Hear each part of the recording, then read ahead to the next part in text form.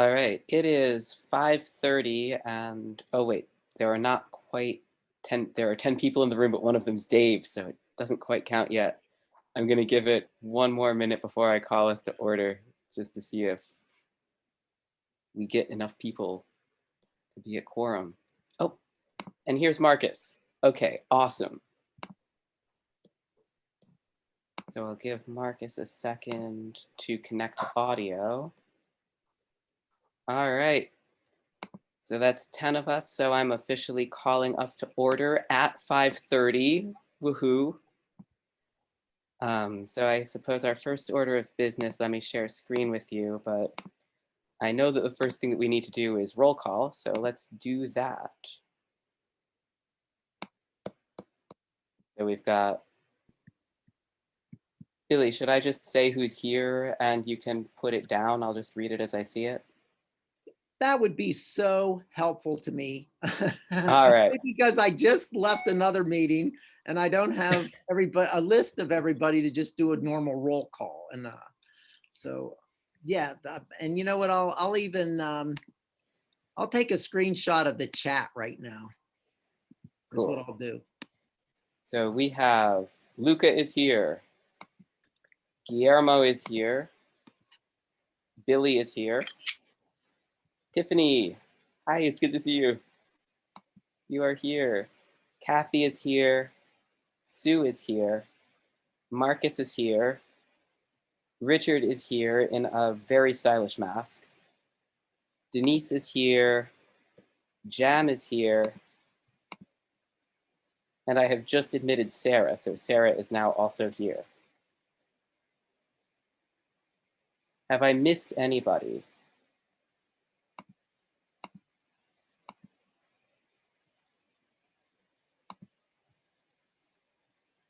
All right.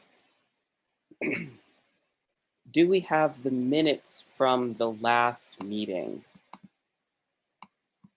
to approve?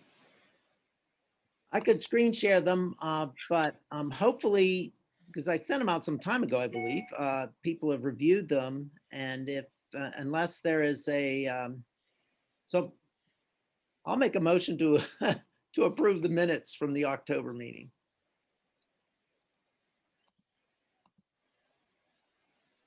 Are there any seconds? Second. Second. Is any discussion needed?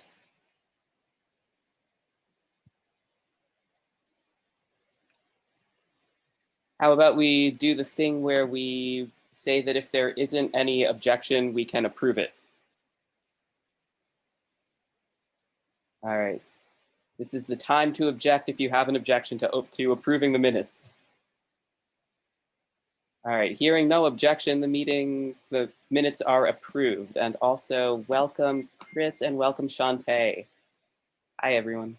Thank you. Good evening. Hi. All right. Hi. Let's pop on back to the agenda. Okay. Now we have reports of officers, boards, and standing committees. So the first thing that we wanted to do right now was to talk a little bit about how to figure out what goals and values for the commission in the upcoming year should be. So this topic was kind of initiated by Public Source getting a hold of many members of the commission, wanting to know kind of what we had been up to and what we were hoping to get up to. And as co-chairs, we felt that it would be a good idea to kind of come together and figure out about how we wanted to have a process for goal planning. So the first thing that we wanted to do was kind of go back over our mission and vision statement, and I neglected to actually pull that up before the meeting, which was an oversight on my part. Does anybody happen to have that readily available?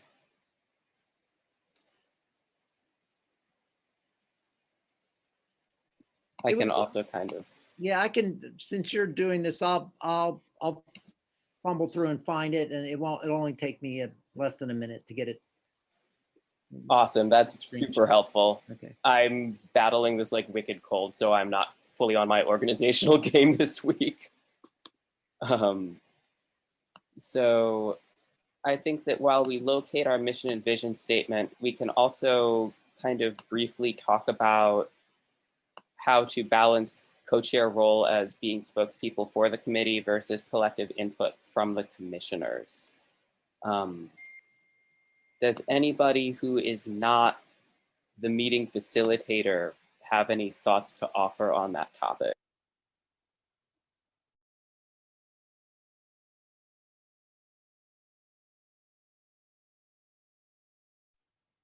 You know, one of the things that comes to mind for me in terms of how we balance that relationship is that if we can be in consistent communication with one another to feel like as commissioners we have the opportunity to have input and help shape and structure messages, I think that that can be a way that we can authentically come together and put information out and make sure then those official messages come through our three co-chairs, right? So that you're sort of the public facing, outward facing, in and out messages to the commission, but that we have some sort of mechanism where those consistently come to the rest of us, or to committees, or however we want to structure that.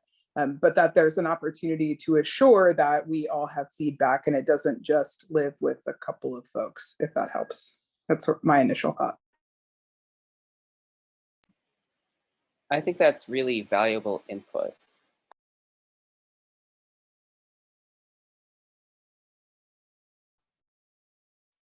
I also think we could look at recommendations of how nonprofits utilize guidelines for spokesperson. And although it may be, recommendations for a nonprofit may serve as tools to establish some kind of structure, and how we can have certain protocols for that.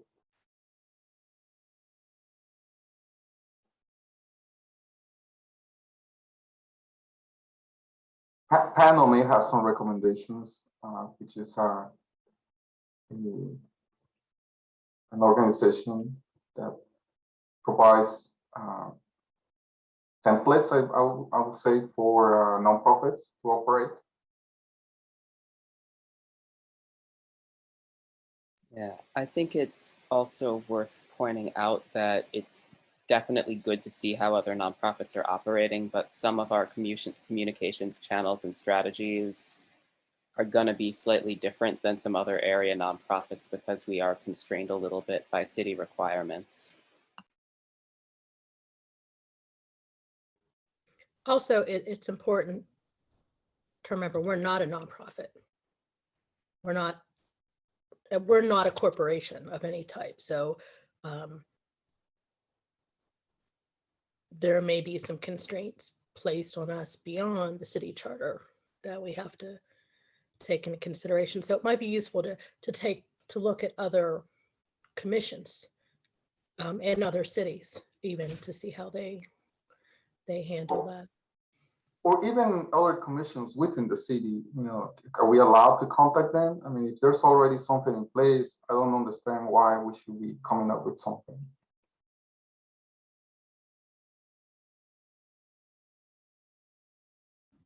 I contact them about things and ask questions, so I don't think there's any constraint.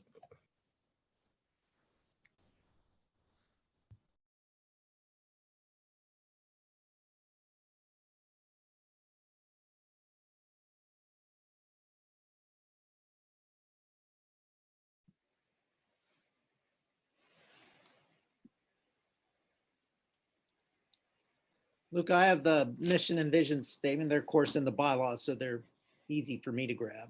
Yeah. But anytime you want me to screen share, let me know. I just wanted to let you know that.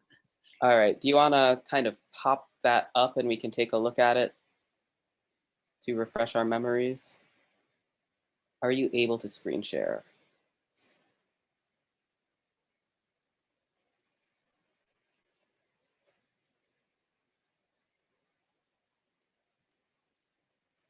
All right. Can everybody read it or should it get read?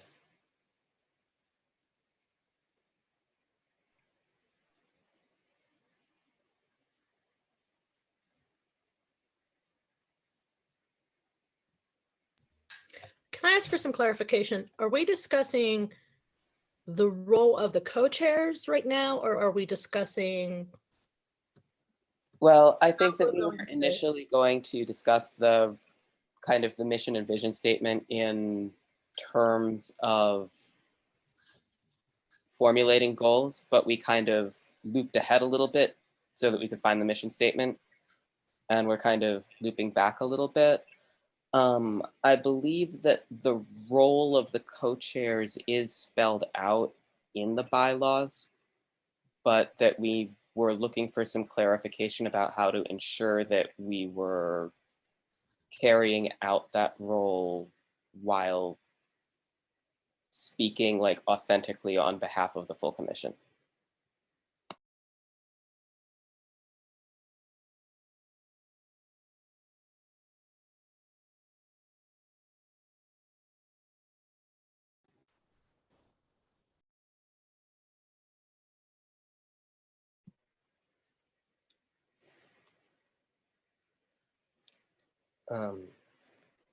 Does that answer your question? Does that help?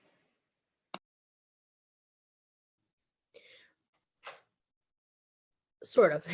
I guess I'm thinking that I thought we were going to discuss how to plan goal planning, or what to lay out a process, form a committee, working group, whatever that's going to be. And then I didn't really understand why we were discussing the rest of it. But that's okay. Like, Yeah, I mean, I had the idea that when we were setting up this agenda in our meeting, we had mentioned that we might need to keep in mind the mission statement and kind of the role of co-chairs, and then talk about formulating goals. But I mean, I guess we can move on to talking about goal planning if that is what would be best. Okay, well, let's look at the agenda again. I don't have it in front of me. Why don't I unshare and you share the agenda?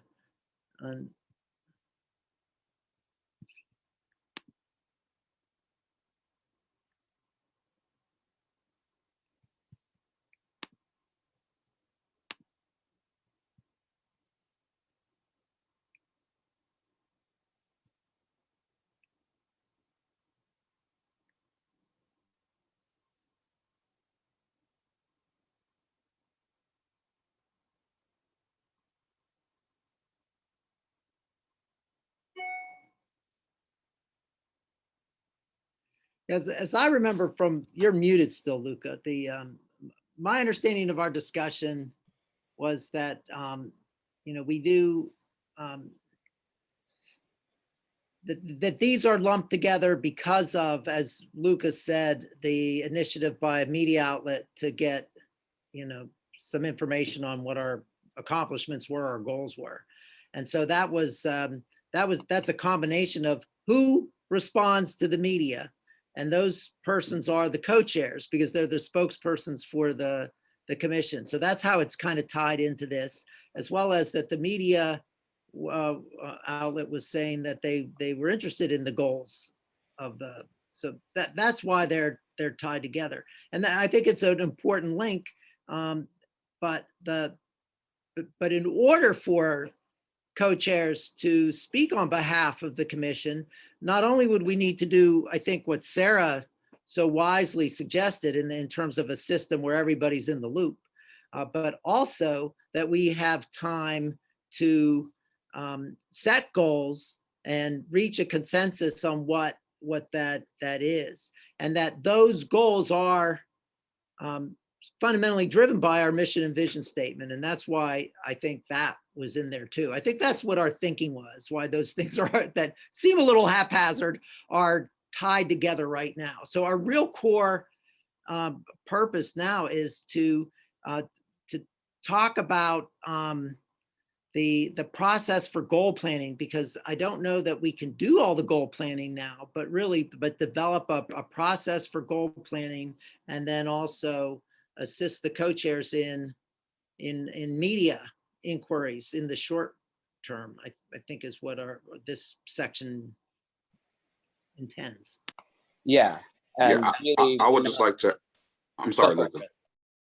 No, I would just like to add that Billy's absolutely right. I don't know, our conversation as we had most recently was looking at ways how we can engage in the media. So for example, there was an interview that just recently took place, and my suggestion, moving forward is that that process is definitely much more transparent with the commission, and that process is also vetted to be able to see exactly what is the intent of media as far as the interviews or, being able to make statements, et cetera, and being able to share that information with the commission in advance so that we can all have an understanding of what the focus of the interview may be, or et cetera.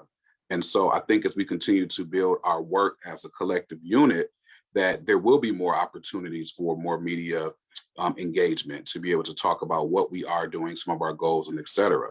But, as I said before in our previous meeting, really keeping the focus on what the mission is and what that vision statement is really kind of helps to protect, any type of additional conversations or, misleading conversations that could be interpreted incorrectly. So, making the conversation as transparent, or the process as transparent, is definitely important.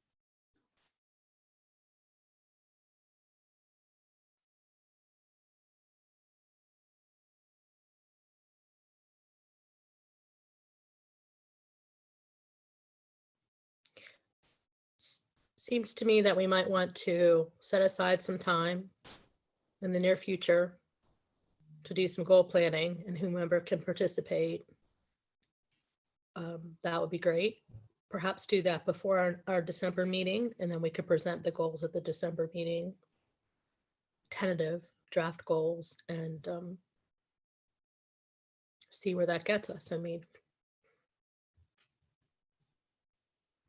as a So that starting. sounds, I'm sorry. It sounds to me like it might be a motion to have a goal planning meeting that the full commission is invited to at some point between Thanksgiving and the December meeting.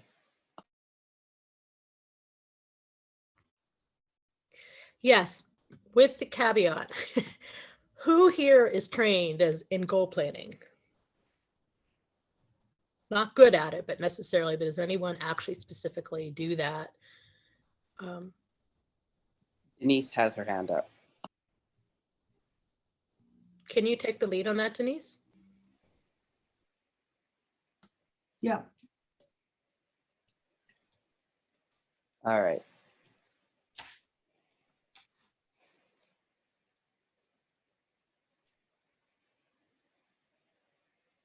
So are we moving to put Denise in charge of scheduling a goal planning meeting that is to happen before the December meeting?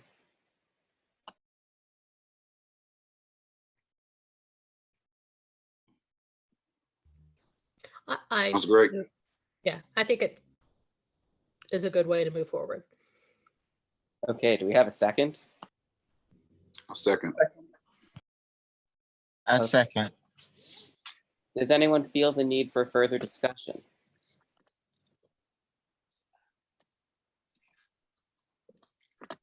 Well, the motion seems to be to put Denise in charge of scheduling a meeting.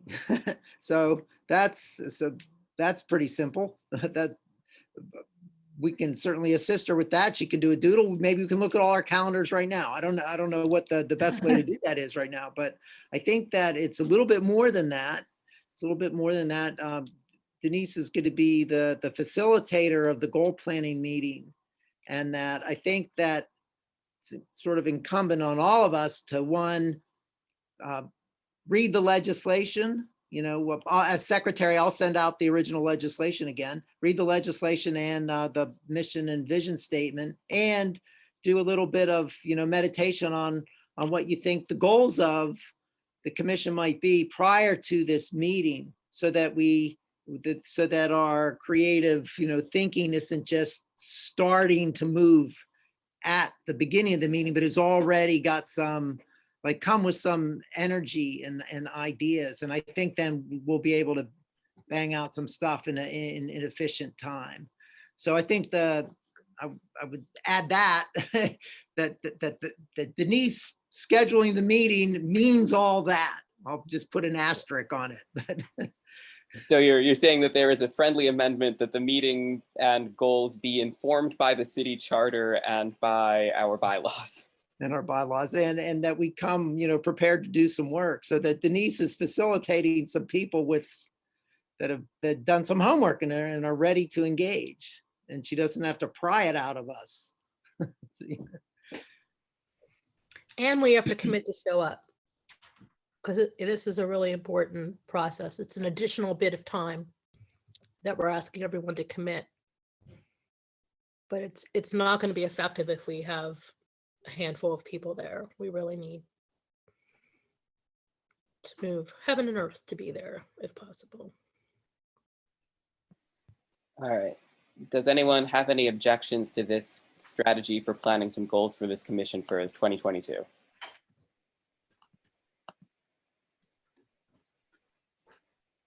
All right, I hear no objections, so let's do this thing. Thank you so much, Denise. And let's all think about what we want to do. I'll send out some documents to kind of help facilitate the thinking. So I can get those sent out.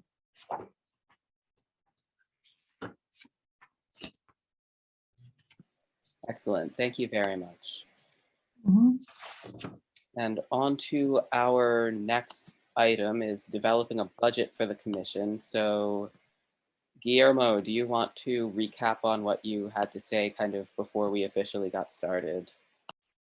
Yes, sure. The update that I have is that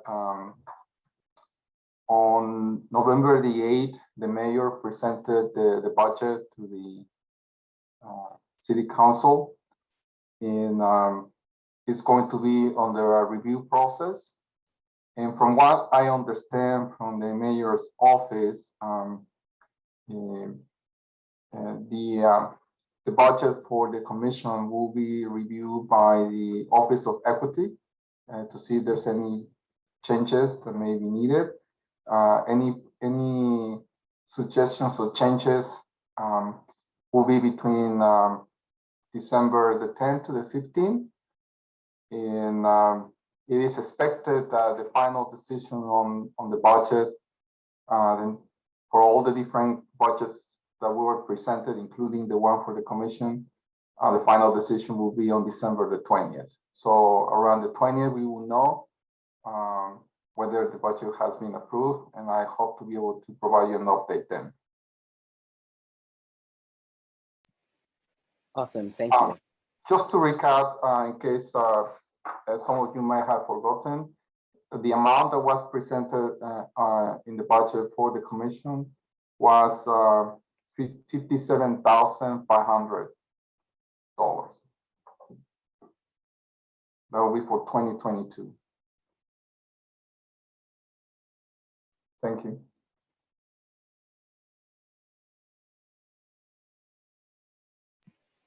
Do they have any stipulations of how the budget should be spent? The initial comments that I had from the Office of the Mayor is that it's expected to be used for staff and to pay internships. What was that second item, Guillermo? Staff and? In staff and internships, to pay interns.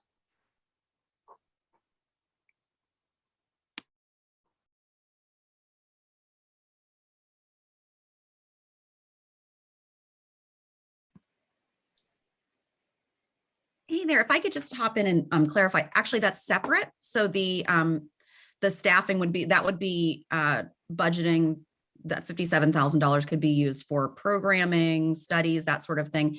The staffing budget is separate. So there is a separate funding that would be for a part-time staff person to actually staff the LGBTQIA plus commission. And then there is a small amount of funding in there for a paid intern, but that funding would be separate. Thank you for the clarification. I need to pause for a second and ask a question. There is somebody called Council Chambers in the waiting room. My guess is that is probably either Ala or Bruce, but I don't know. Does anyone have any idea who that is before I let them in? I would assume it would probably be Councilman Kraus. That would be my guess.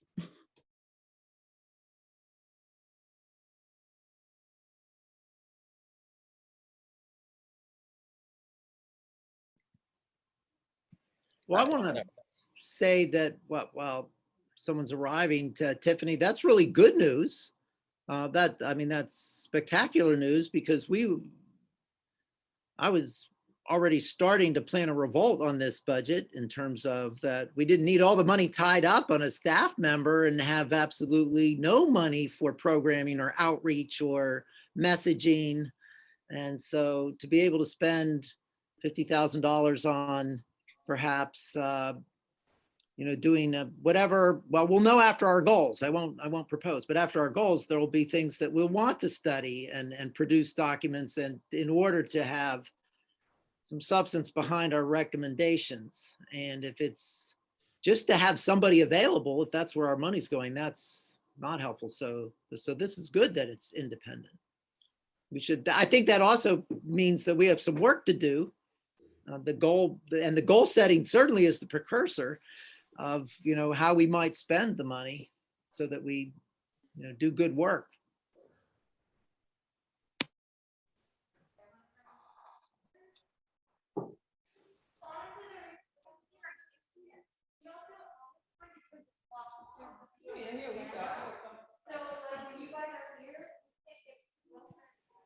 All right. So are I have we? a quick question, Luca. Sure. So Tiffany, I don't know if in terms of the part-time staff member or the paid intern, if there's like a policy and procedure for how people typically choose that, or if it's up to the discretion of the mayor's office, or just could go any other way. Yeah, I think it is up to the discretion of the mayor's office, and that could be something that this commission may be able to advocate for. In recent memory, the Gender Equity Commission, I believe they had a group interview process. So they had some members of the before the Gender Equity Commission, it was the Commission on Elimination of Discrimination Against Women, CDOT. So there was a smaller group that was kind of pushing that forward. So I think a couple members from there, I think maybe they had a few other folks, but that was something that it was more of a panel interview where they interviewed a couple different kind of final nominees. And then those folks made some recommendations. So that could be something that could be an advocacy component. Got it. Thanks.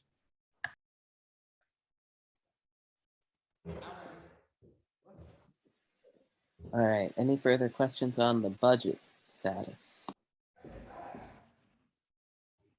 Bruce, your microphone is on and we can hear all the people behind you. And I can't send you a message to tell you that privately. So I'm airing it to the whole group.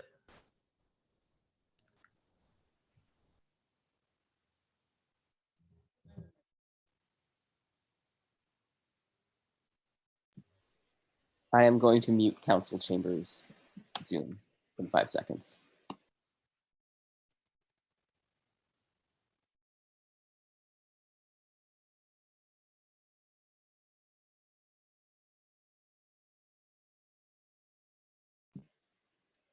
All right.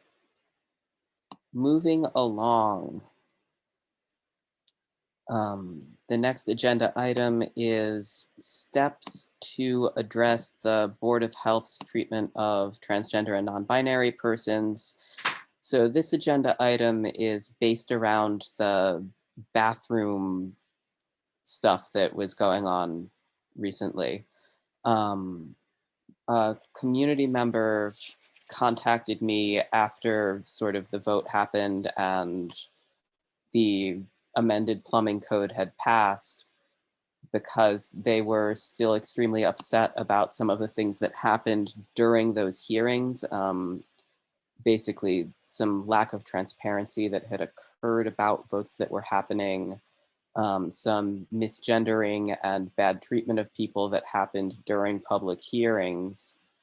And they wanted to know if there was anything that we could perhaps do to facilitate some kind of dialogue between Allegheny Health Department, people or Board of Health members or, you know, anybody to help them understand that their actions had been hurtful to that community and to find ways to kind of move forward from it.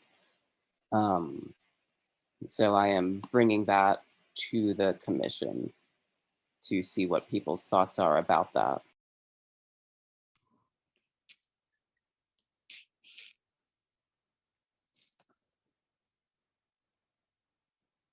Sarah's hand is up.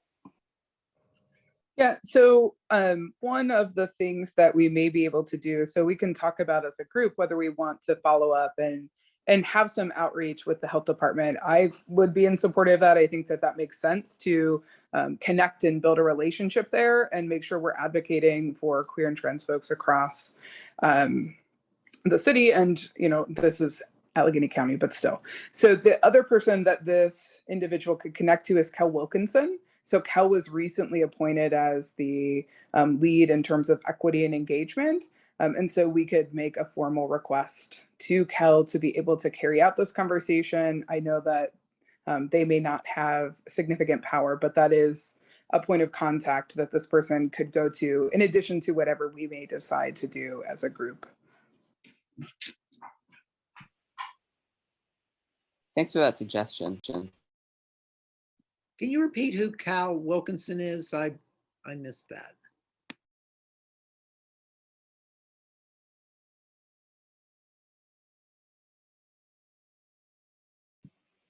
Sarah, Sorry, could my you- phone is sorry. not cooperating. Kel, K-E-L-L, Wilkinson.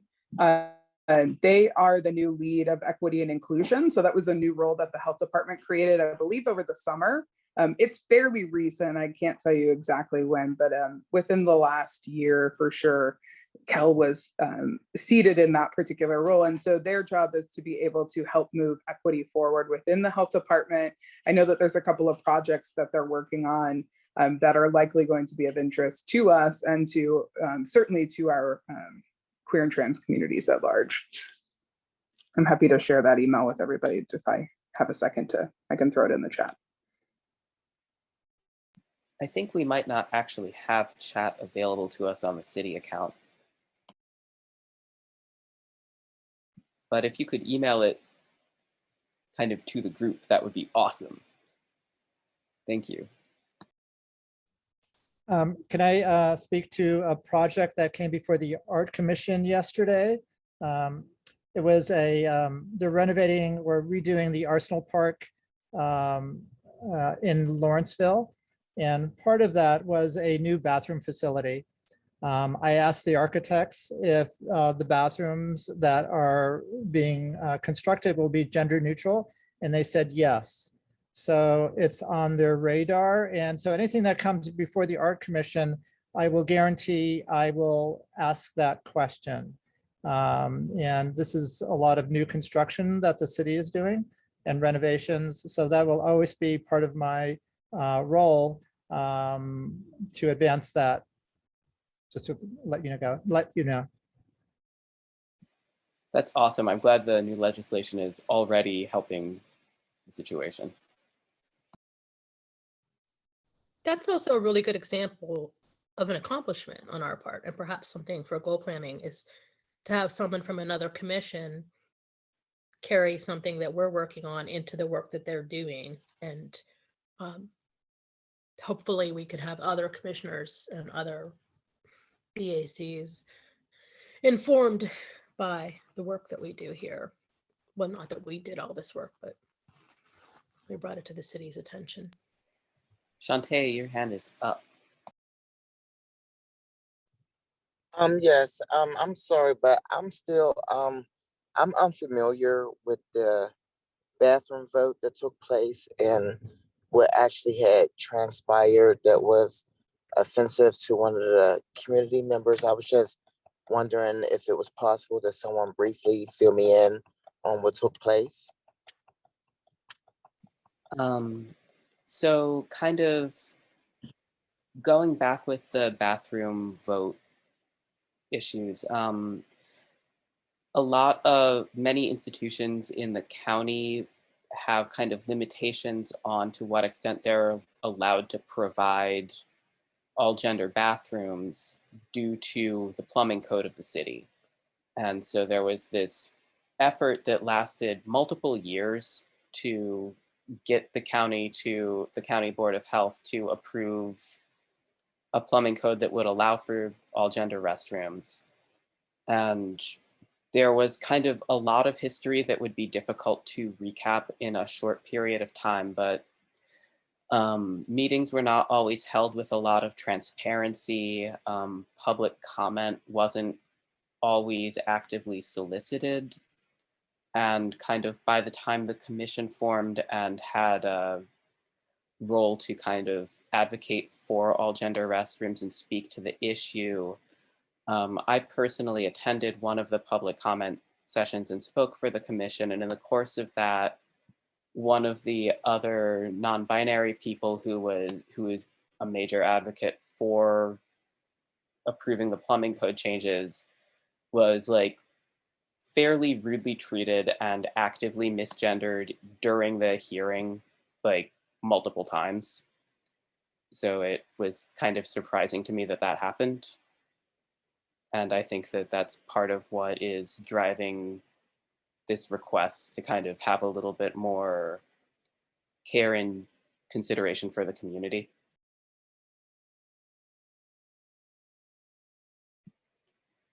Does that answer your question, or? Yes. Yeah, I was concerned that maybe that um there was, something else a little bit more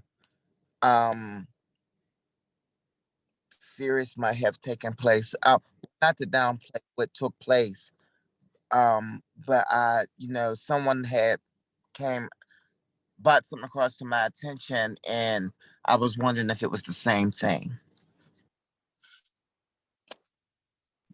Yeah, I'm not aware of more serious incidents, but if they happened, I think definitely like we would like to know about that too. If you Well, want, it was basically that there's a trans woman who works in the Burger King close to the Green Tree area, and she was fired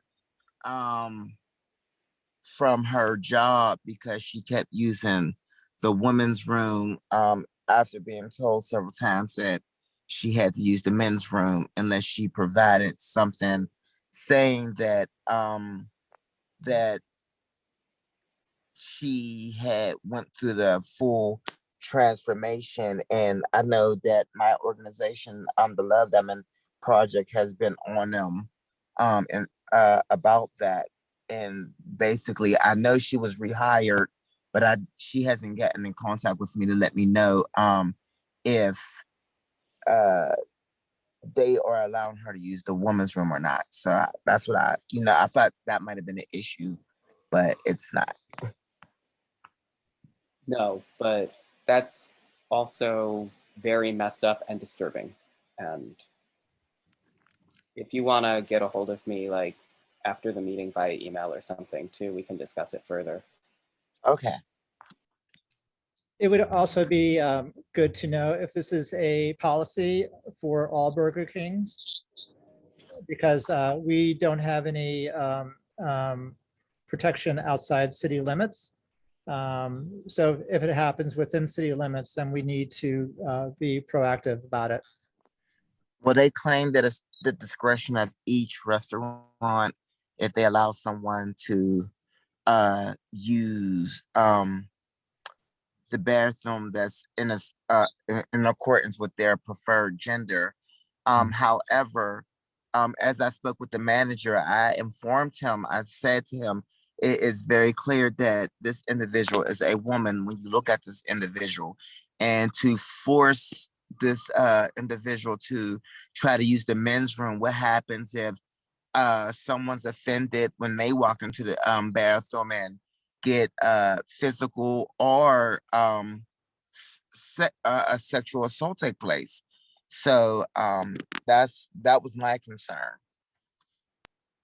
So if this person would be interested, it's not something that is lawful to do to force them to use uh, the restroom that's not congruent with their gender.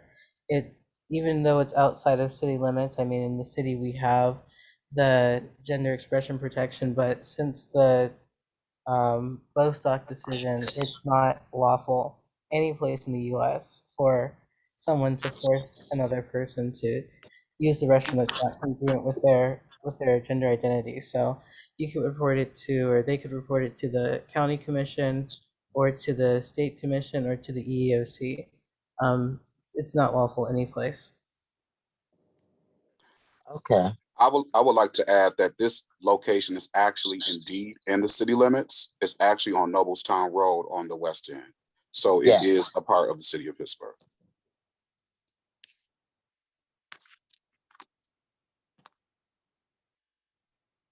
Yeah, so if that person was interested in filing, as long as well, actually, even if it weren't inside the city of Pittsburgh, they would be welcome to contact me and to file it with the city. And if it's not something that is inside the city, the Commission on Human Relations can actually do the intake for something that's outside of the city and then refer it into the EEOC. So if someone's ever uncomfortable with meeting with the EEOC or wants to know someone who personally has trans experience, they can still come to me at the Commission on Human Relations, and we can file it and then send it over to the EEOC. Okay. Thank you very much, Jem, and thanks, Shante. Thank you. Can I ask? I wanna, Luca, may I speak really quickly? Sorry okay, quickly. to interrupt. This should also be part of what we do in terms of writing a letter or supporting any trans people that have issues like this. So I think that would be one of our goals in the future. Yeah, and this is very vital work, but we also need to get through our meeting before 7. So what I'm gonna say is, Shante, can I ping you and Jam and potentially Christopher and Richard if you would like to be on this, and we can get some kind of information and communication together around the issue? Sure. Absolutely. Okay, cool. So far we've gotten a suggestion to reach out to Cal Wilkinson about the Board of Health meeting, potential kind of ways to heal that breach of trust between trans and non-binary people in the area and Board of Health people. We also have this new issue that Shantae's let us know about. Does anyone have any further discussion about strategies to address Board of Health stuff?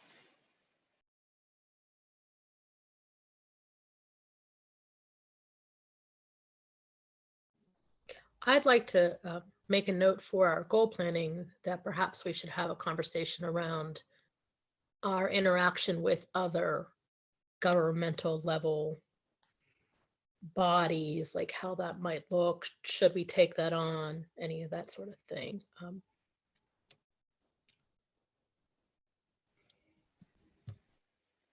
All right.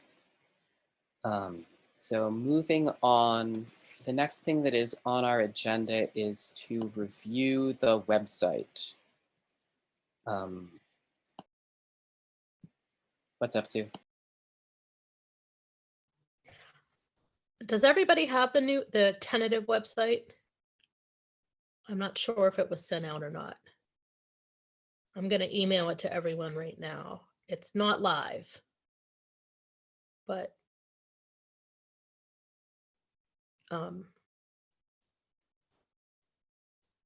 it's very simple, so you can pull it up on your phone if you want to take a look at it.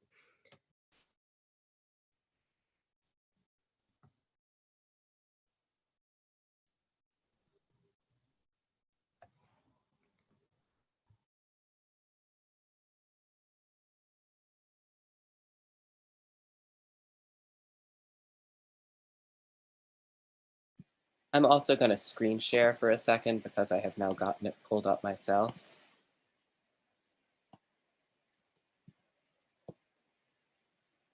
So I'm going to shrink this down so that I can see the meeting screen. So this is what it looks like at the moment. And again, this is not yet live. So it's got LGBTQIA plus commission. And then it has these things for who are we, what do we do, commission members. And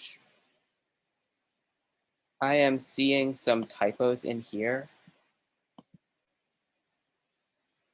And I'm thinking that there might be some suggestions that people would like to make on these various pages that we have.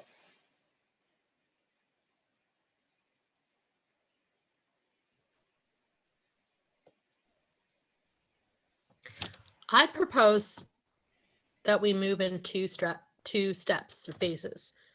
One is that we, have some immediate feedback and get this up and running, because IMP needs time to do that, and we want to get this so it isn't lost to the shuffle of the changes in administration.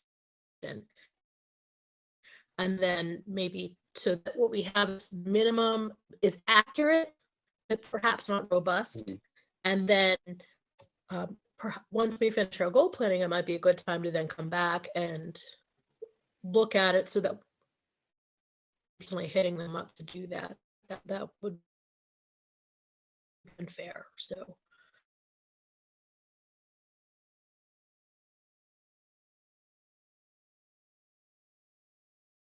that would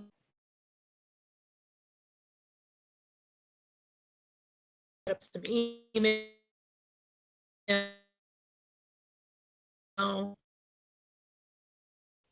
Things like that we can add as well. And I'd be happy if anyone wants to send changes to me, and I can send that to the administration and then ask them to have the changes updated if you're interested in doing that.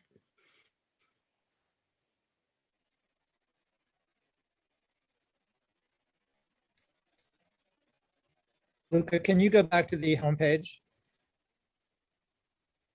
Yes. Do we have to rethink that flag image?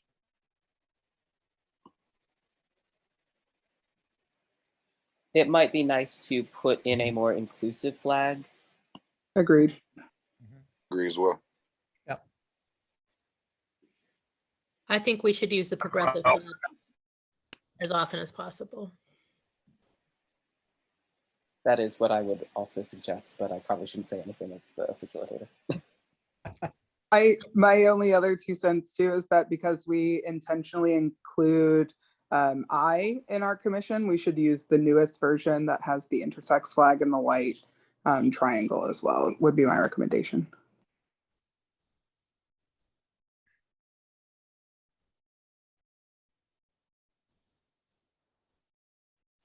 Does someone want to see if we can get a good, not copyrighted image of that flag that we can send to the city people?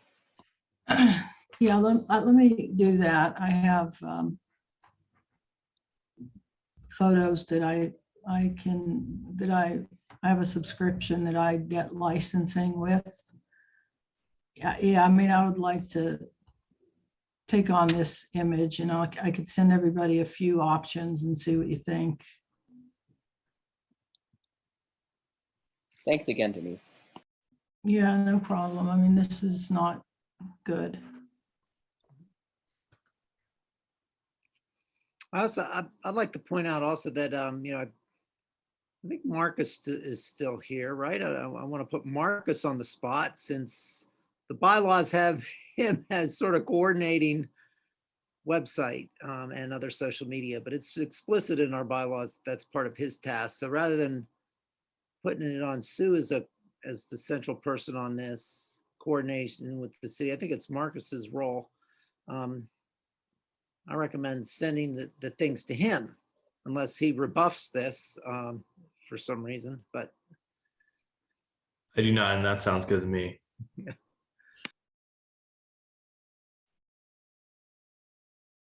And I think that and I'll send you, just so you have in one place, the documents that we've already produced and released. There should be an archive or some sort of tab so that the history month statement, the other statements, the letter perhaps to the UCC and the other things that we've done are available.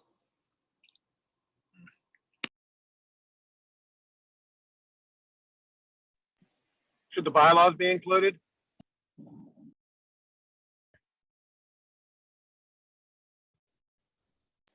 That might be a good thing, as my thought at least is maybe that should be a thing for kind of a future iteration, and maybe kind of prioritize getting an appropriate image and correct small text as quickly as possible, and then fill in with more information later, like Sue suggested. I would suggest that we all review how our name is listed, that we have the officers delineated, and that we may all want to add our pronouns to set example.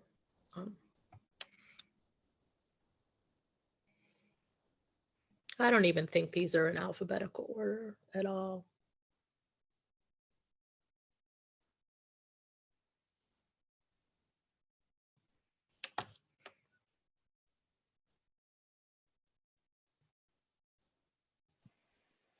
Okay, so I'm getting the sense that people have said fix the terrible image and get a more appropriate one.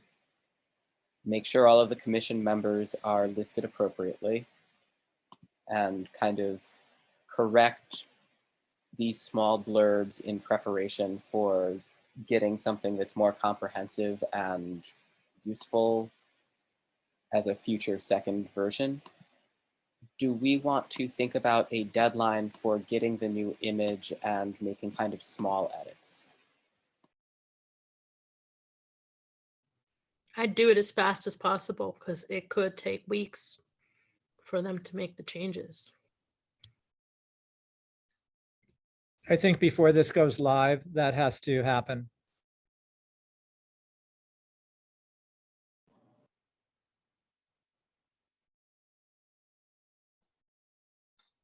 If we plan to do programming, perhaps a tab that says programming, even though we don't know yet, but then we know it's there, and then we can start populating when we're ready.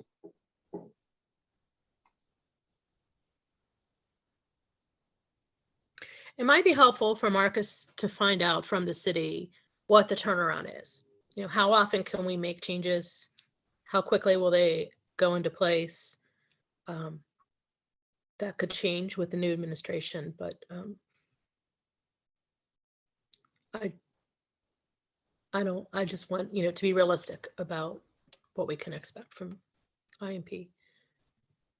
That makes sense too. I can reach out, and just so we also have that framework in mind.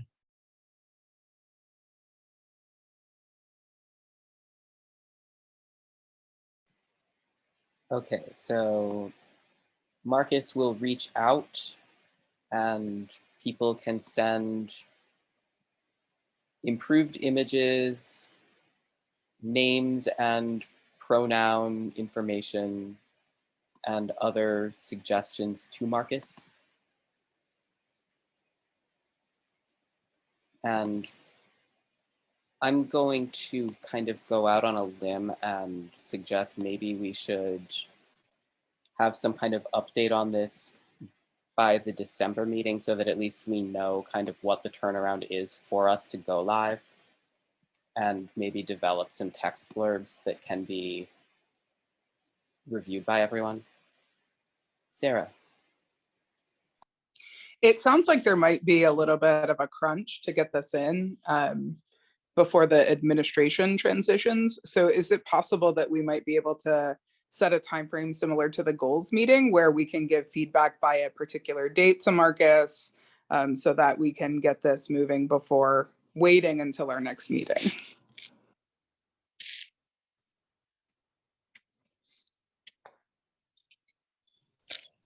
I'd encourage us to have it to the city our final version, but by December 1st. That gives us a solid month minus all of the holidays to hopefully. We can do that because it's phase one. It's the Sue Kerr phase one. Where it's, you know, the typos, the commission list, the image, and then whatever little things annoy us that we want to do. And then the other things we want to add on is phase two. So yeah, December 1st, so that it can launch.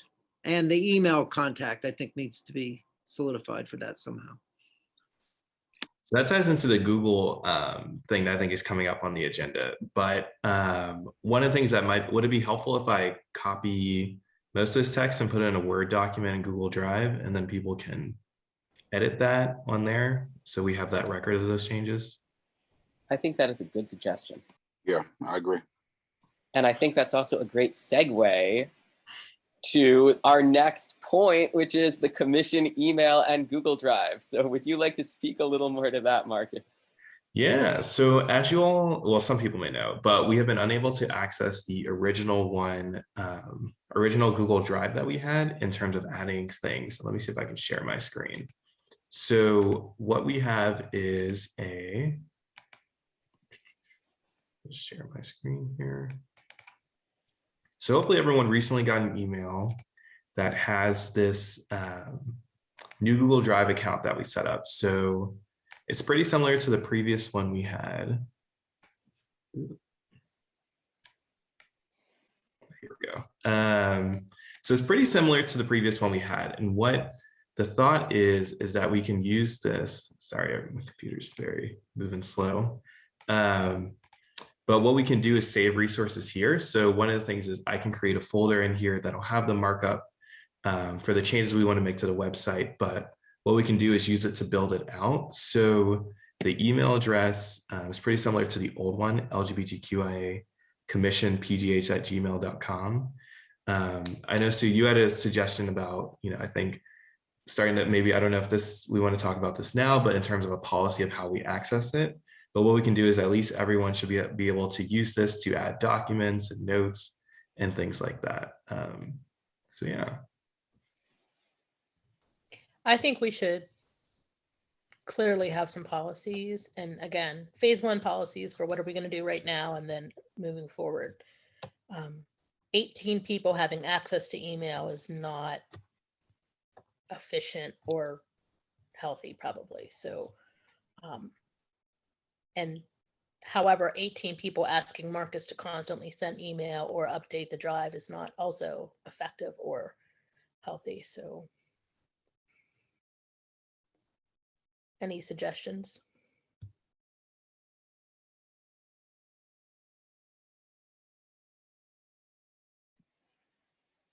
I think that this might be a discussion that would be good to take place in a kind of substantive sense next month. And until then, maybe like Marcus should, and possibly also Billy as secretary, should have kind of the most access to the email until we can kind of really work out how we would like to do it. As I'm seeing that the time is almost 6:30 and we have a lot of other fish that need to be fried.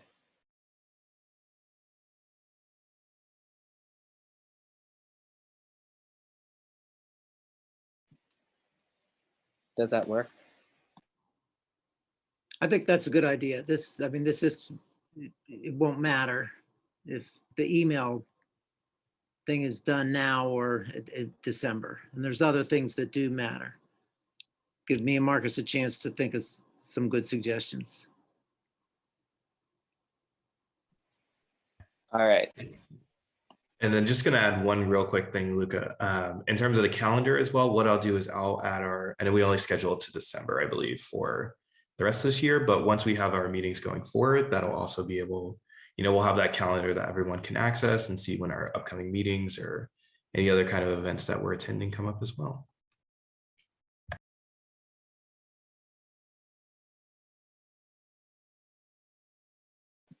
Okay. So moving on, we've got reports of special committees. I don't think we have any special committees that are currently having anything to report. Someone please correct me if I'm wrong. I don't think I'm wrong, so I'm gonna move along to our unfinished business. So the first thing that we need to do is kind of do a little status report recap of the conversation that happened via email right before the meeting about what's going on regarding Light Up Night and Transgender Day of Remembrance. I came pretty late to that conversation, so I'm not the best person to give that recap. Can anyone fill us in?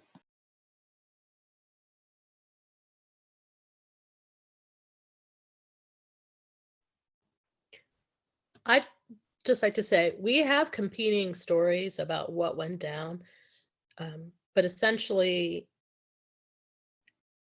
Light Up Night was moved to Saturday by the event organizers, and they obtained the permit to use the portico at the city. And so when local organizers who were going to organize the Trans Day of Remembrance that this typically held went to apply, they were denied because of that pre-existing commitment. And then that event moved to the north side, and the city is going ahead with their event. They are going to do the lights, the city lights in the trans flag colors on Friday night and Sunday night, and then issue a statement as they normally do. There's a lot of nuance there that I just skipped right on over, but it's really not clear exactly how all this went down. I think, Sue, you have it pretty accurate. The Bayard Rustin event had been planned already. So I think that had nothing to do with the city, from my knowledge. The fact that this is the first year that Light Up Night is on a Saturday, they already had that permit. So we came late to getting a permit for what we were hoping to do. So I think we're getting Band-Aids at this point from the city to correct as much as they can around this larger event on Saturday. So I think they're doing the best they can. And the fact that they're acknowledging some of their mistakes, and James Hill from the mayor's office has been very helpful also.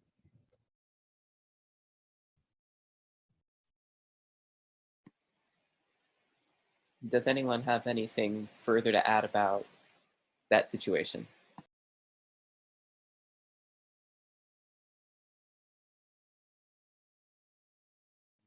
I do. Our calendar can be useful for this. If we go ahead and fill in all of these kinds of dates that are actually relevant to the work that we do in the city, then they'll have a point of reference.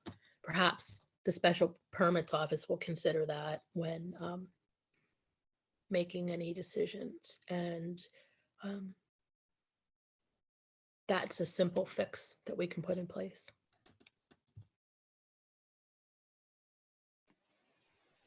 And again, they just need more lead time to make sure that they lock in those dates and special requests from us. So.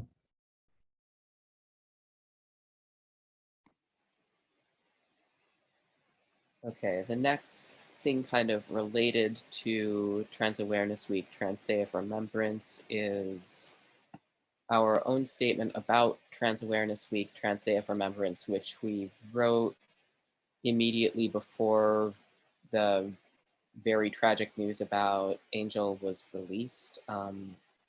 Sue is probably actually more knowledgeable than I am about the situation. So do you want to speak to that a little bit, Sue? But the investigation into Angel's, or what would happen with Angel, Is that what you mean? I mean, Or- kind of the status about the statement and its release. Although clearly some information about Angel's murder probably also would be helpful. Well, we wrote a statement. Luca wrote some beautiful words. It's just very, very moving about speaking to the trans community, not speaking about the trans community or for them. And we wanted, it's ready for release. We have a PDF version, and we can also get a doc version. The city doesn't do that for us. So if we want to send that to the media, we have to do it ourselves. And I put it up on my blog and then sent a link around to a bunch of reporters that I know in hopes that maybe they would pick it up. But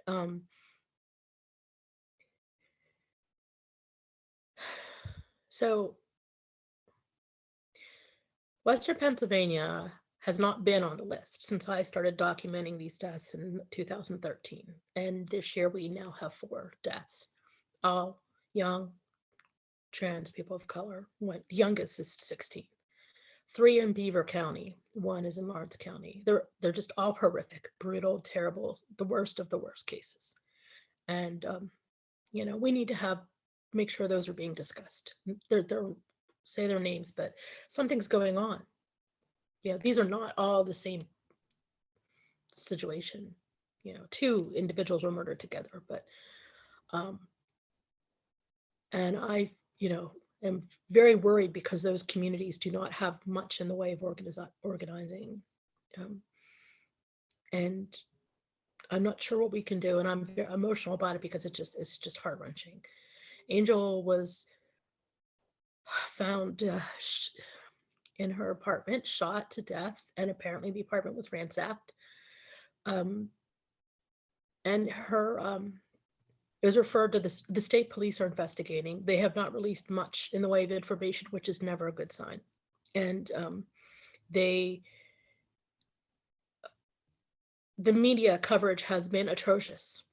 I'm just shocked. In fact, it just brings tears to my eyes, and I want to scream because they all just dead named her and misgendered and have misrepresented sisters, PGH, and just it's horrible.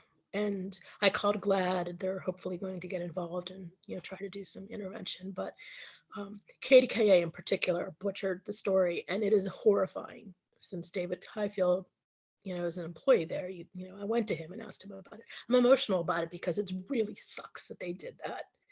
And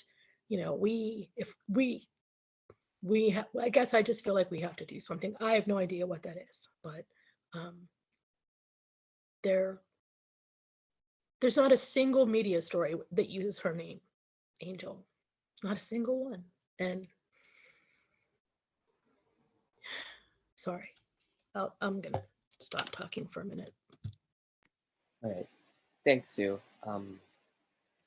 Yeah, so in the wake of that news, we reworked the statement a little bit so that Angel could be included in it because it felt very wrong to leave her out of that statement. So I know that the OG statement had been sent out to people. I think that we should also send out the reworded statement in case people want to share that in their own networks. Hopefully in the future, when we have a website and communications channels, we'll be able to more efficiently disseminate these things. But for now, this is kind of what we are able to do.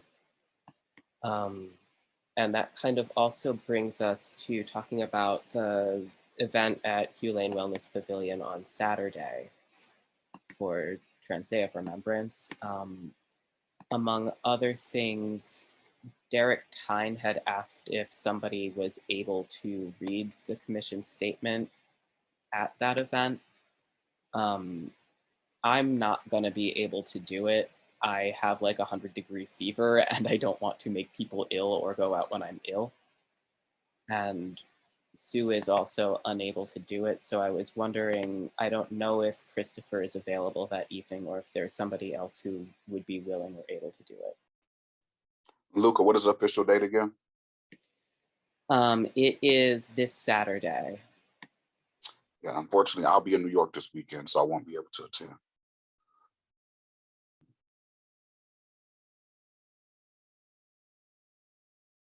Okay, thanks. I want to just clarify. It's not that I don't want to go. I'm going to just sob and be very upset, and I can't separate myself and be the co-chair of this group in this particular instance. So that's why I'm stepping back from participating.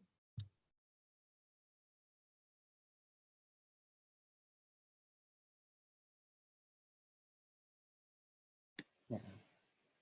So if anybody would like to represent the group on this, please let me know. I can also reach out to Derek and see if it is possible to somehow literally phone it in.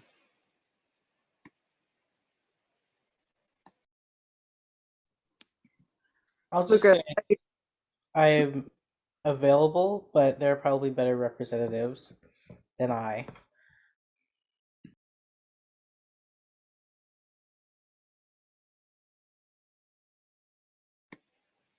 I personally think that you would be a fine representative, Jam. And if you're willing to do it, I would be very happy about that. If anybody else would like to do it,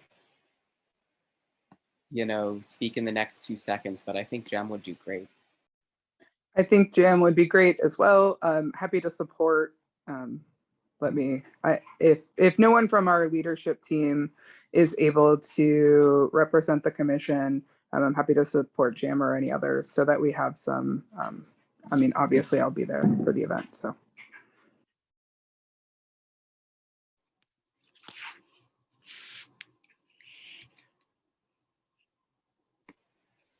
Can you Okay. remind us for the record of the place and time?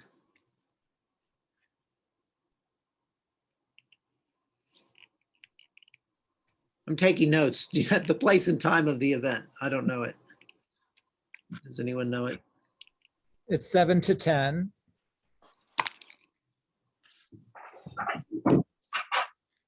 And let me pull it up again. It's our building. It's the Healing Wellness Foundation building. It's 925 Brighton Road,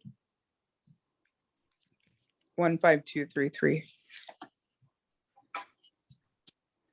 And it's, just to be very clear, it's Dina, Trans Uniting, and Trans Pride, and I know Shantae is involved as well in terms of the planning and the leading of the event. It's really just a location we're supporting, but I want to make sure that it's very clear that Dina and Shantae and others from Trans Pride are leading this particular event that evening.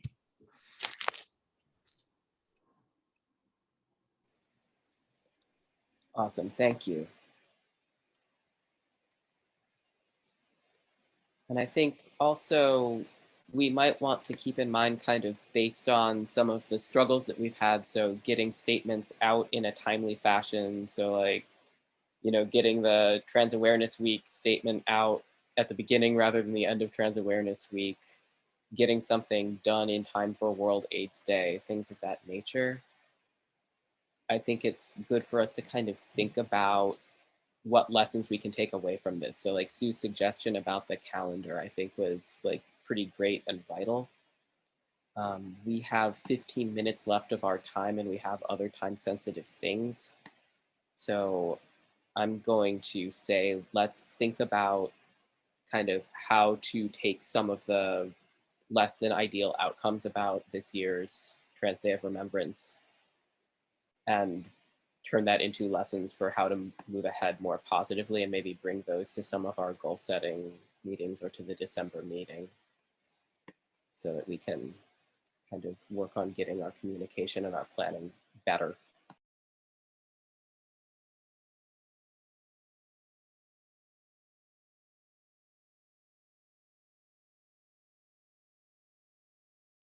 I'm going to share my screen for kind of a moment of transparency because it is 6:44 and we are supposed to talk about all of these things. we do not have time to talk about all of these things by 7, I don't think. So I'm wondering if people would be okay with us prioritizing the things that are time sensitive that need to happen before the December meeting, and then getting to other things if we have time to do so.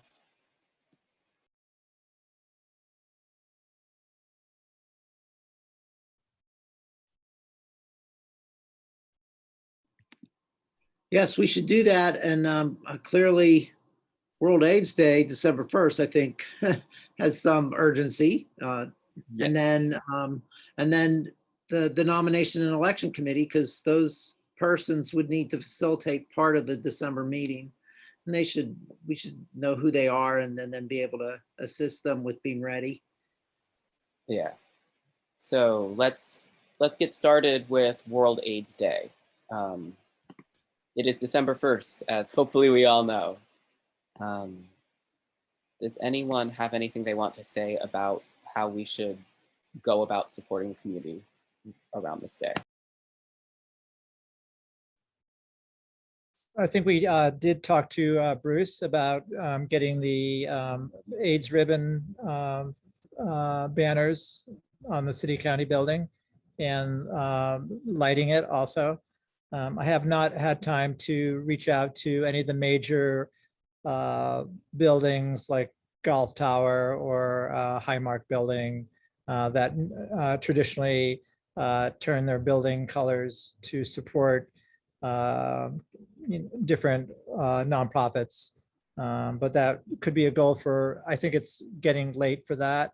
But again, we need to have more lead time, so we have that sort of set in place in the future. But a statement obviously would be something that we need to have ready. Is there anybody who would like to take the lead on drafting a statement or suggesting some language that should be included?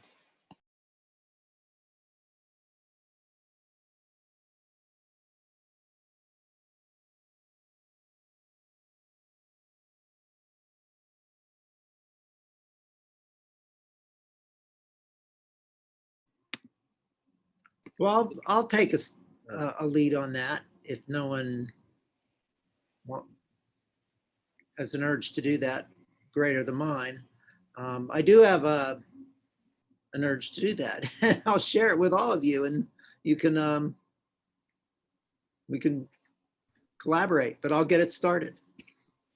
And Awesome. Billy, I could add some language to it because it's also known as a day without art, and that elevates it even more. So we could add and collaborate. Sue, your hand is up.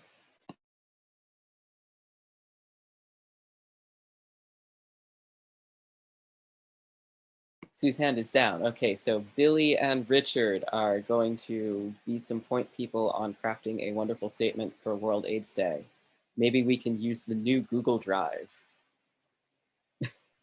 One thing I'd like to add as well that I can potentially see this as a possibility is reach out to UPMC to see if we can actually turn the UPMC logo red for World AIDS Day as well. I'm not sure if there's other, corporations we can reach out to. I know it's kind of time sensitive at this point, but kind of have the inside track. I could definitely reach out to them and see if that's a possibility.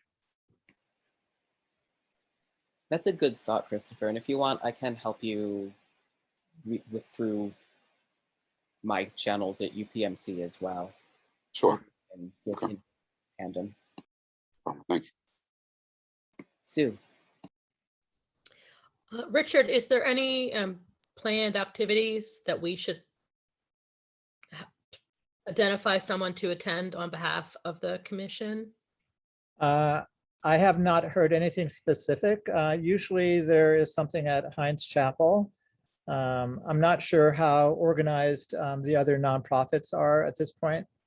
I could do some checking around though.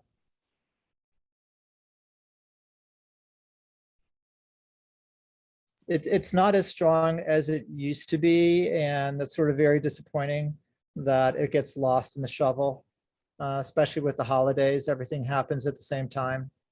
The Warhol used to have events also. So I could ask there if they have any thoughts.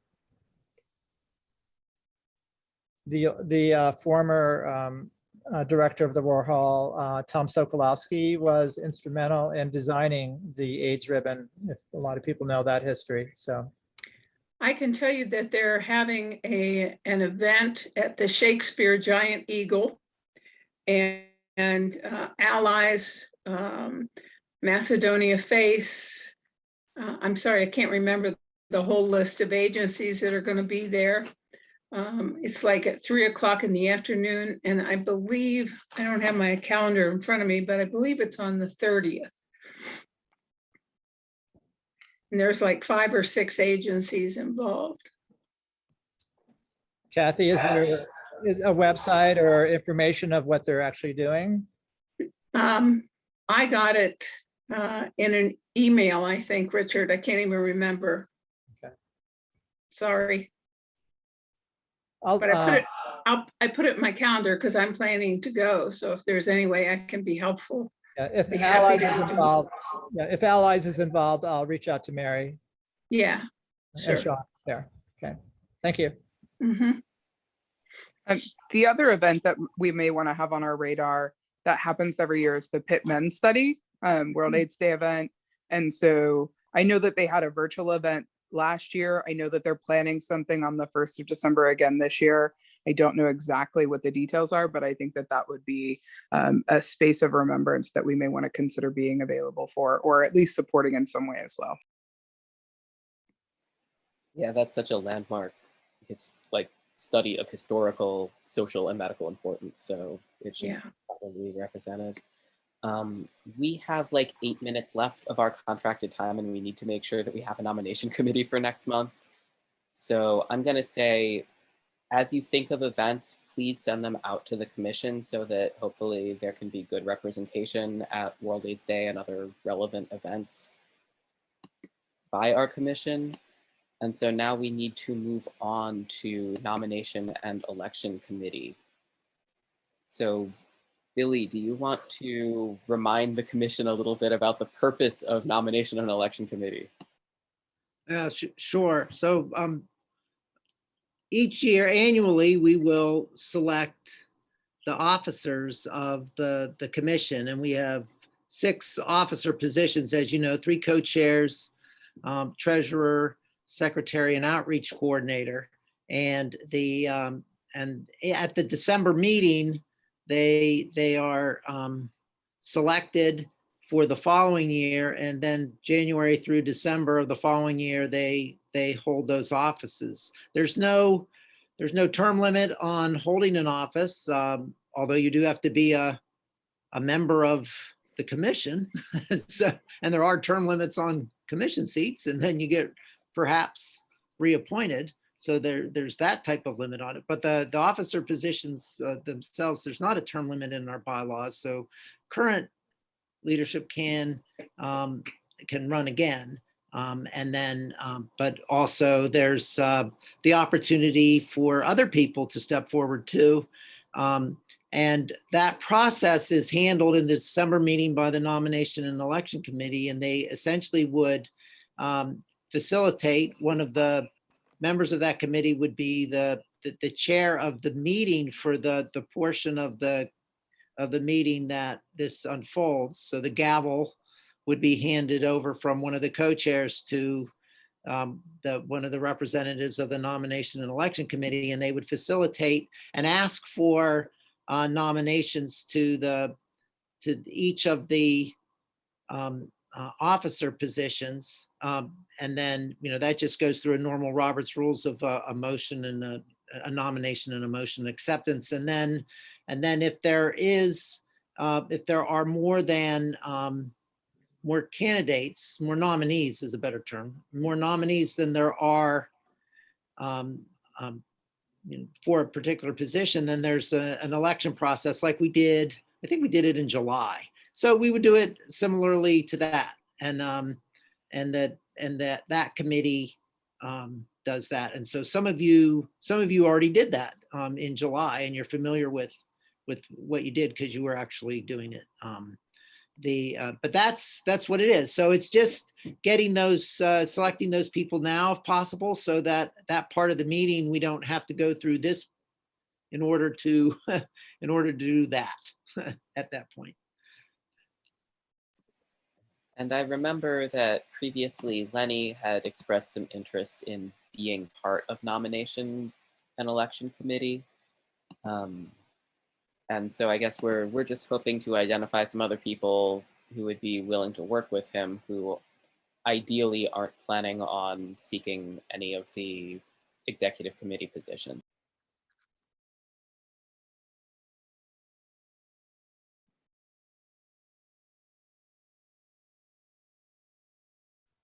And there's no restriction for current officers to continue if they so wanted to. No, there is no restriction. Like, there are no term limits on our current position.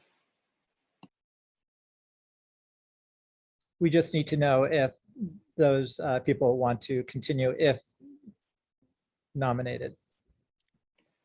I would be happy to continue if nominated, and I believe we're also allowed to self-nominate if we feel like it. But my understanding is that everyone who's currently serving in one of the executive committee positions would be happy to continue to do so into next year if that is the will of the commission.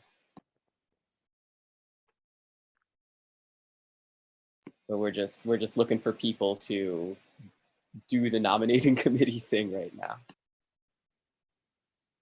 And just to tie it up, do we know when this commission will go live on YouTube? This commission, we have been live on YouTube. So we were live on YouTube last month. This month, we are not live because City Council has a conflict with the YouTube channel. But this meeting is being recorded and will post. That's part of why we don't have chat.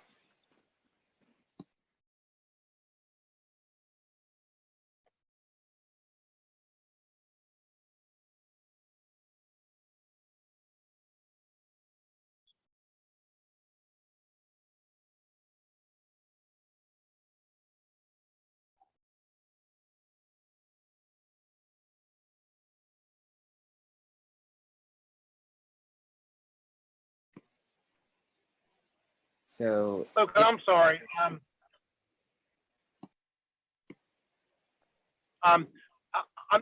sorry. I know that that you were speaking for a moment, and I lost. Well, my phone kind of cut out a little bit. What exactly is it that we're looking for volunteers? I know for the nominating committee, but are we looking for people to volunteer now? It would be good if we had at least a couple of people who could volunteer now. That way we know who to get in touch with if we happen to want to volunteer, or if people ask, we can kind of put people in touch as a committee so that we don't have a big scramble next month. Okay, well, I mean, I'd be happy to volunteer. Thank you, Lenny. Is there anybody else who would like to volunteer?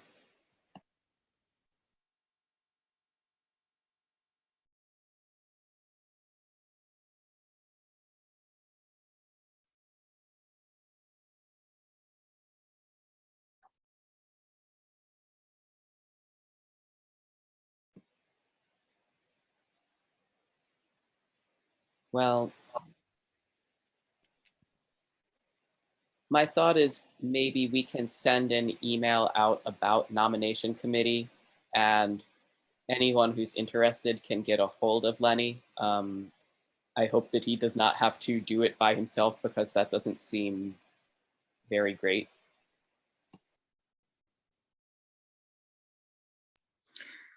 Lenny, this is Sarah. I am a little worried about my capacity between now and the December meeting, but if nobody else steps up to volunteer, I want to make sure that you don't have to do it by yourself. So let me know how I can help if no one else can do it. And I'll point out, there's really no work to be done between now and December, other than us knowing that that Lenny and you, Sarah, if you're willing, sounds like you are, we'll just send out a meeting just sort of to help you how it'll unfold, and you just have the responsibility of facilitating that part of the meeting.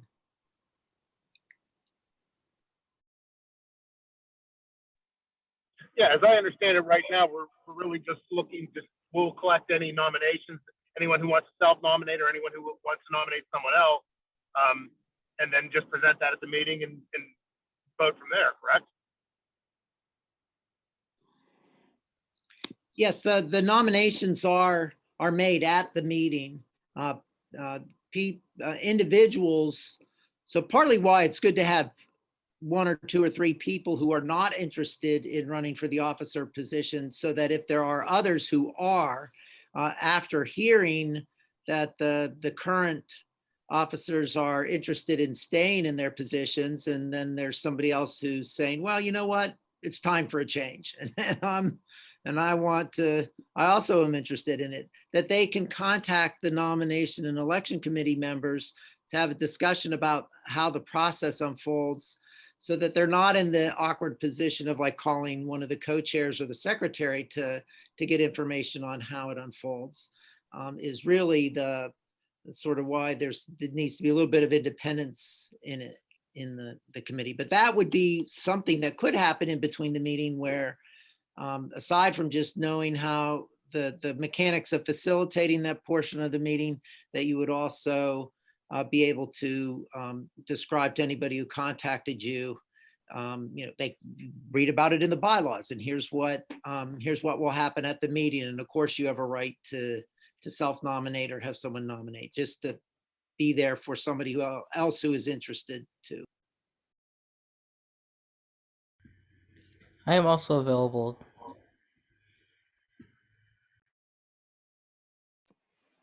Thank you, Jan. All right, so it is 7:01, and what I think I'm going to do is say, so far, Jan, Lenny, and Sarah have expressed at least willingness and availability to serve on nomination and election committee, for which I thank you very much. So that's a good thing. Before we do announcements and adjournment, I want to at least bring up on people's radar that we need to make a year-end report, which can be probably a letter or a few-page report that has some details about, what we have done in the first year of the commission's existence, and that will probably also require a working group to kind of work on Google Drive to make this report and make it available. That might also be a good agenda item for the December meeting. Does anyone have any additional thoughts on that?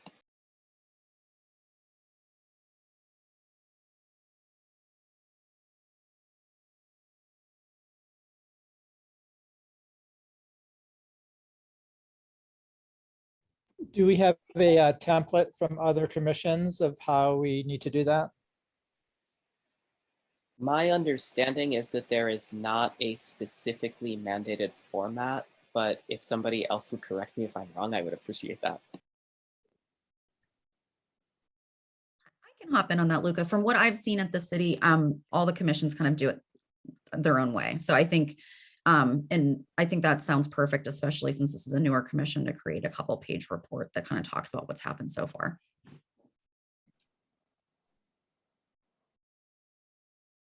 So this might actually, this might actually come from Billy's notes. I mean, in a condensed form. Maybe. Yes, well, I think that, yes, I think that, the minutes that we have from our meetings, as well as the documents that we produced, and a narrative around that, I think I'll just say, I think we should do a report that's a little bit more than a one-page summary, because, we've had I believe this year we've had kind of an interesting year. I mean, from my point of view, we've had an interesting year. It might not seem from the outside like much happened, and somebody might say, hey, what the hell y'all been doing? But my view is that there's been a lot of good work here in terms of not only internally getting to know each other and building relationships, but also methodically putting a commission into place that has, has good structure and good processes that I think are available to us now, and that we've responded to some things that have happened, including, not, and even though it's, and you always have to expect non-closure on lots of difficult things, and there's going to be a lot of non-closure, but there's also progress towards it. And the initiatives around the pirates, just that there was there was something said about that, the initiative around the health department, the other things that we've done. We've done some internal building as well as paying attention to what's going on around us. And I think in the next year we're going to be positioned that Pittsburgh could be a safe place, and we're gonna have something to say about it as long as it's not. So I think that this group has an important role, and I don't think we should minimize what our existence means or what we've done.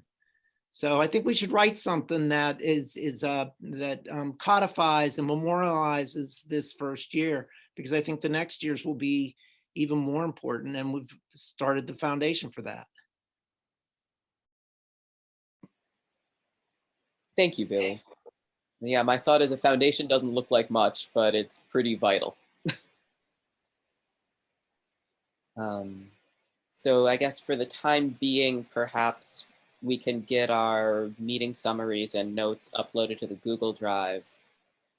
People can kind of go through, think about what we have accomplished, and at the December meeting, we can set up a working group of people who actually want to collaborate on the year-end summary so that we get it out by year's end. And minutes are always public for public consumption. So that is part of our transparency. Yes. So it is now 7:06, so I'm sorry that we're running a little bit late. I think that it's pretty safe at this point to move on to announcements. Does anyone? I have a little announcement about the pirates.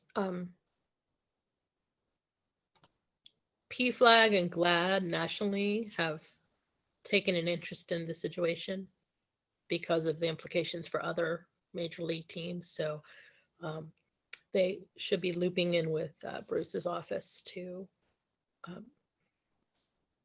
address and see what happens. But so a little bit more than what Billy said a few minutes ago. Something else happened that's important.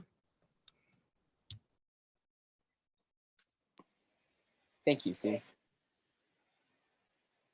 Anyone else got anything?